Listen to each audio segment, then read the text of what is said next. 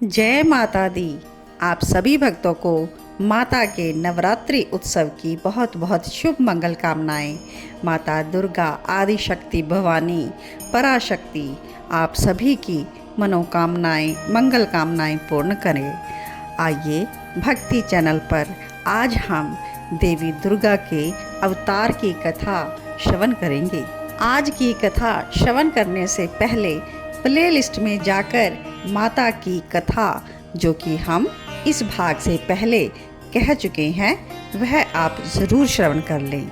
तो उसके आगे यह भाग कंटिन्यू है और आज के भाग में हम श्रवण करेंगे देवताओं के तेज से देवी दुर्गा का अवतार किस प्रकार से हुआ और उनके द्वारा महिषासुर का वध कैसे हुआ। तो बहुत ही पवित्र समय नवरात्रि का समय पावन शुभ अवसर पर आप माता की यह कथा जरूर श्रवण करें। मेधा ऋषि सूरत राजा और समाधि नामक वैश्य को यह कथा श्रवण करवा रहे हैं। ऋषि कहते हैं कि रंभ नाम का एक प्रसिद्ध असुर था जो दैत्य वंश का शिरोमणि था। उससे महातेजस्वी महिष नामक दानव का जन्म हुआ। दानवराज महिष समस्त देवताओं को युद्ध में पराजित करके देवराज इंद्र के सिंहासन पर जा बैठा और स्वर्ग लोक में रहकर त्रिलोकी पर राज्य करने लगा। सभी देवता पराजित हुए तो ब्रह्मा जी के शरण में आए। ब्रह्मा जी भी उन सबको साथ लेकर उस स्थान पर गए जहां पर भगवान शिव और भगवान विष्णु विराजमान थे। सभी देवताओं ने केशव को नमस्कार किया और अपना सब वृत्तांत यथार्थ रूप में बताया और कहते हैं, भगवान दुरात्मा महिषासुर ने हम सबको समरांगन में जीत कर स्वर्गलोक से निकाल दिया है, इसलिए हम इस मर्त्यलोक में भटक रहे हैं और हमें कहीं भी शांति नहीं मिल रही है।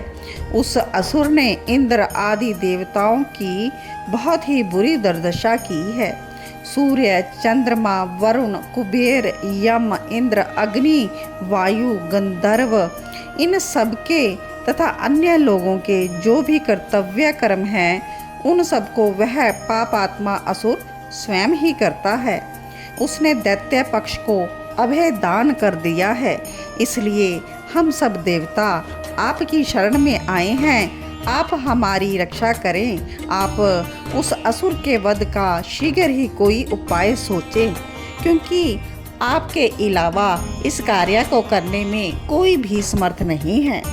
यह सब बात सुनकर भगवान विष्णु को अत्यंत क्रोध सा आ गया और अत्यंत क्रोध से भरे हुए विष्णु के मुख से और अन्य देवताओं के शरीर से भी एक तेज प्रकट हुआ। तेज का वह महान पुंज अत्यंत प्रज्वलित हो दसों दिशाओं में फैलने लगा। संपूर्ण देवताओं के शरीर से निकला वह अत्यंत भीषण तेज एकत्र होकर एक नारी के रूप में परिणित हो गया। वह नारी साक्षात महिषामर्दिनी देवी थी।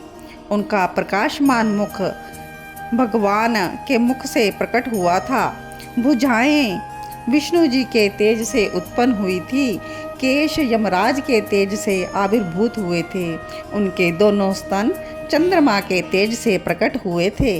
कटिभाग इंद्र के तेज से, जंगा और उरु वरुण के तेज से पैदा हुए थे। पृथ्वी के तेज से नितंब और ब्रह्मा जी के तेज से दोनों चरणों का आविर्भाव हुआ। पैरों की अंगुलियां सूर्य के तेज से, हाथ की अंगुलियां वसुओं के तेज से उत्पन्न और नासिका कुबेर के, दांत प्रजापति के, तीनों नेत्र अग्नि के, दोनों भौहें साध्यगण के, दोनों कान वायु के तथा अन्य देवताओं के तेज से बाकी अंग प्रकट हुए थे। इस प्रकार देवताओं के तेज से प्रकट हुई कमला में वह लक्ष्मी ही परमेश्वर थी। संपूर्ण देवताओं की तेज राशि से प्रकट हुई उन देवी को देखकर सब देवताओं को हर्ष प्राप्त हो गया, परंतु उनके पास कोई भी अस्त्र शस्त्र नहीं था। यह देखकर ब्रह्मा आदि देवेश्वरों ने शिवा देवी को अस्त्र शस्त्र से संपन्न करने का विचार किया। तब महेश्वर ने महेश्वरी को शूल समर्पित किया। भगवान विष्णु ने चक्र, वरुण ने पाश, अग्निदेव ने शक्ति, वायु देवता ने धनुष तथा बाणों से भरे 2 तरकश, शचीपति इंद्र ने वज्र और घंटा प्रदान किया। यमराज ने कालदंड, प्रजापति ने अक्षमाला, ब्रह्मा ने कमंडलू और सूर्यदेव ने समस्त रोमकूप में अपनी किरणें अर्पित कर दी। काल ने उन्हें चमकती हुई ढाल और तलवार दी। क्षीर सागर ने सुंदर हार तथा कभी पुराने ना होने वाले दिव्य वस्त्र भेंट किए। साथ ही चूड़ामणि, 2 कुंडल, कड़े, अर्धचंद्र, केयूर, मनोहर नूपुर, गले की हंसली और सब अंगुलियों में पहनने के लिए रत्नों की बनी अंगूठियां भी प्रदान की। विश्वकर्मा ने उन्हें मनोहर फरसा भेंट किया और अनेक प्रकार के अस्त्र कवच दिए। समुद्र ने सदा सुरमे और सरस रहने वाली माला, एक कमल का फूल भेंट किया। हिमवान ने सवारी के लिए सिंह, आभूषण के लिए नाना प्रकार के रत्न दिए। कुबेर ने उन्हें मधु से भरा हुआ पात्र अर्पित किया। सर्पों के नेता शेषनाग ने विचित्र रचना कौशल से सुशोभित एक नागहार भेंट किया, जिसमें नाना प्रकार की सुंदर मणियां गुथी हुई थी। इन सबने तथा अनेक देवताओं ने भी आभूषण, अस्त्र शस्त्र देकर देवी का सम्मान किया। और उसके बाद देवी बारंबार अट्टहास करके उच्च स्वर से गर्जना करने लगी। उसके उस भयंकर नाद से संपूर्ण आकाश गूंज उठा। उससे बड़े जोर की प्रतिध्वनि हुई, जिससे तीनों लोकों में हलचल मच गई। समुद्रों ने अपनी मर्यादा छोड़ दी, पृथ्वी डोलने लगी और उस समय महिषासुर से पीड़ित हुए देवताओं ने देवी की जय जयकार की। जय माता दी। और सभी देवताओं ने उस महालक्ष्मी स्वरूपा पराशक्ति जगदम्बा का भक्ति गदगद वाणी द्वारा स्तवन किया।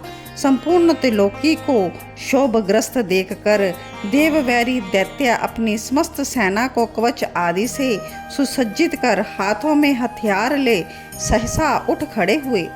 रोष से भरा हुआ महिषासुर भी उस शब्द की ओर लक्ष्य करके दौड़ा और आगे पहुंचकर उसने देवी को देखा, जो अपनी प्रभा से तीनों लोकों को प्रकाशित कर रही थी।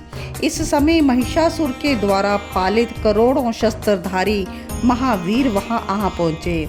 चिक्षुर, चामर, उद्ग्र, कराल, उद्धत, वाष्कल, तामर, उग्रास्य, उग्रवीर्या, बिडाल, अंधक, दुर्दुर ऐसे बहुत से युद्ध कुशल शूरवीर देवी के साथ युद्ध करने लगे। वे सब के सब अस्त्र शस्त्रों की विद्या में पारंगत थे। इस भीषण युद्ध में देवी ने सभी दैत्यों को मार गिराया। भयानक युद्ध के बाद देवी का महिषासुर के साथ युद्ध होने लगा। तब देवी ने कहा, रे मूढ़, तेरी बुद्धि मारी गई है, तू व्यर्थ हठ क्यों करता है? तीनों लोकों में कोई भी असुर युद्ध में मेरे सामने टिक नहीं सकते। यूं कहकर सर्व कलामयी देवी कूदकर महिषासुर पर चढ़ गई और अपने पैर से उसे दबाकर भयंकर शूल से उसके कंठ में आघात किया। उनके पैर से दबा होने पर भी महिषासुर अपने मुख से दूसरे रूप में बाहर निकलने लगा। अभी आधे ही शरीर से बाहर निकला था, देवी ने अपने प्रभाव से उसे रोक दिया।